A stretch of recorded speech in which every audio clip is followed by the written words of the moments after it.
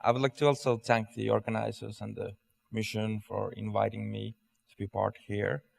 I'm really excited to be here in Canada due to the pronouncement of Canadian government that it is fully supporting and intending to implement the United Nations Declaration on the Rights of Indigenous Peoples.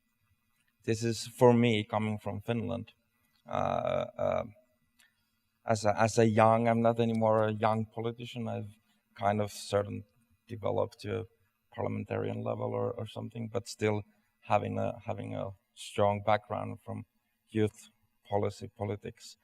I'm encouraged by the way that uh, the atmosphere seems to be changing here in Canada, as I see it in my eyes, and that is something that would hope also to happen in, for example, back in home in Finland. But I guess it's up to now to the transferring some of the words to actions, and I sincerely hope that those words said are transferred to actions together with the indigenous peoples, made by together with them. It's essential part of the declaration. So I really hope that the action is to become. But I do think that there is a really good positive atmosphere for development here. And in my eyes, I see that Canada seems to take steps on leading the right developments of indigenous peoples right now, and I'm encouraged of that and hoping that this positive example will definitely get a wider scope with the other states in the Arctic. But maybe just to continue from what Matali pointed out, that neither do I don't believe that modernization and modern society against traditions and traditional life is against each other's. I think that kind of thinking, in sense, is a little bit old-fashioned. I think that any kind of a development in societies is happening. And for example, indigenous people's culture, our societies, they're living societies. Our cultures have been developing through time as every other society and culture also. So I don't see that indigenous peoples, our culture is in some sense kind of restricted or one way of having a culture. It's living and it's moving forward.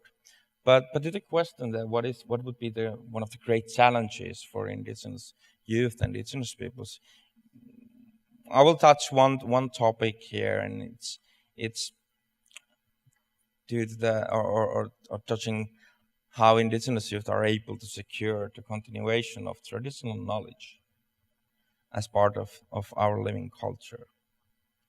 Because traditional knowledge is something that is guiding our societies, is guiding our cultures. And in order to have a sustainable society, it needs to have basic values, it needs to have ways, and traditional knowledge that we are carrying and our societies are carrying are based to a really close relationship to nature and animals and everything that is happening to surrounding. So there are really good, you know, frameworks for having a sustainable society as an of course as an indigenous.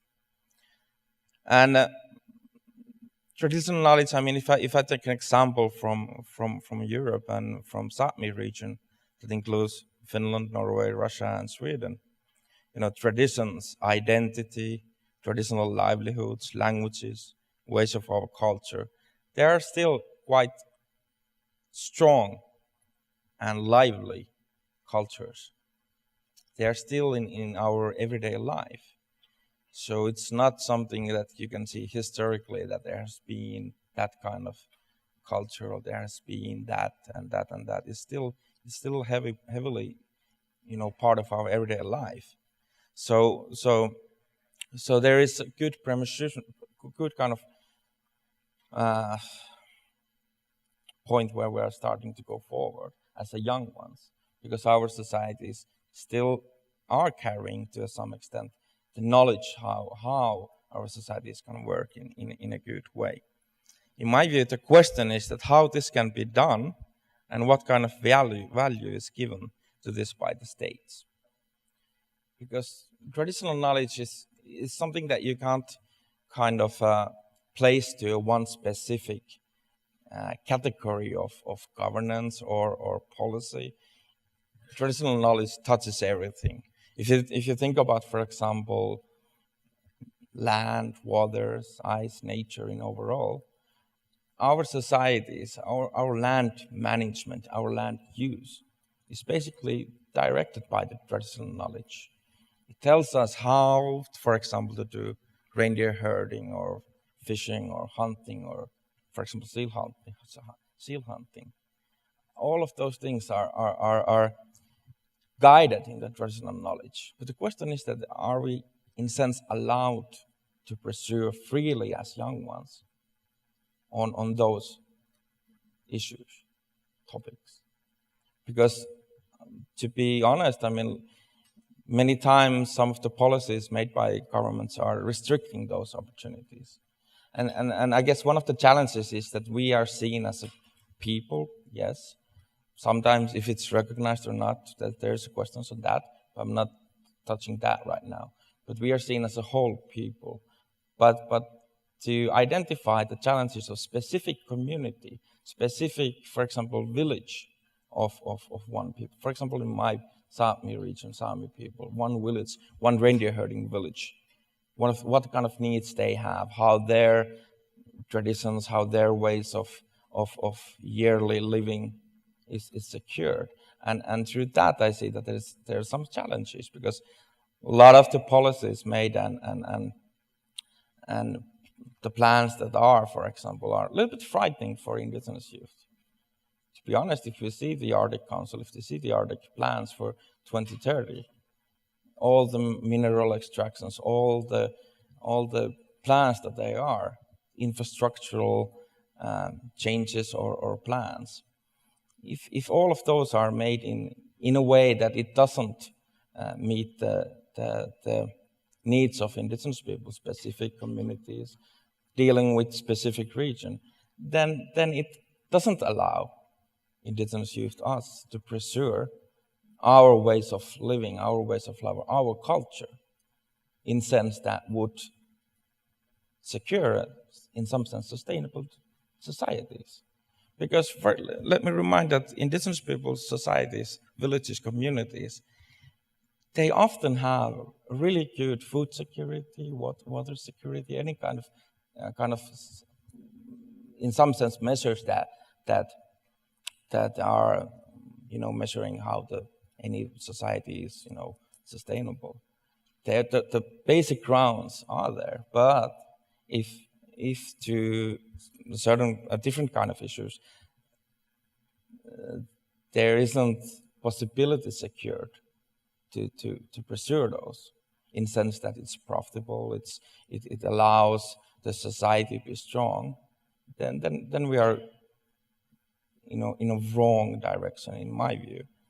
And that is something that I would be kind of my main message, in sense that when we are talking about future modernization or traditions or the Arctic, it's really important to keep in mind that our societies are working in their own methods. They have specific ways of living in the land, using the land, and so on.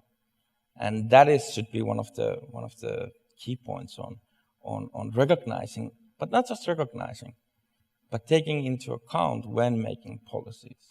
And traditional knowledge is something that is guided by us.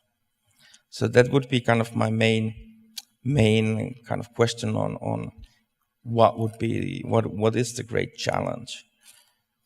But then again, if we took the opportunities, I mean, the possibilities is that we would have sustainable societies. I mean, there are really good possibilities in the Arctic for indigenous peoples to have their own societies as strong as ever. but that needs some kind of support recognition by the state side. And that's why, for example, indigenous people's rights, they're not just made as a aspirational documents, if that is many times heard. They're not for that. They're for the fulfillment of equal rights. And I will leave to that.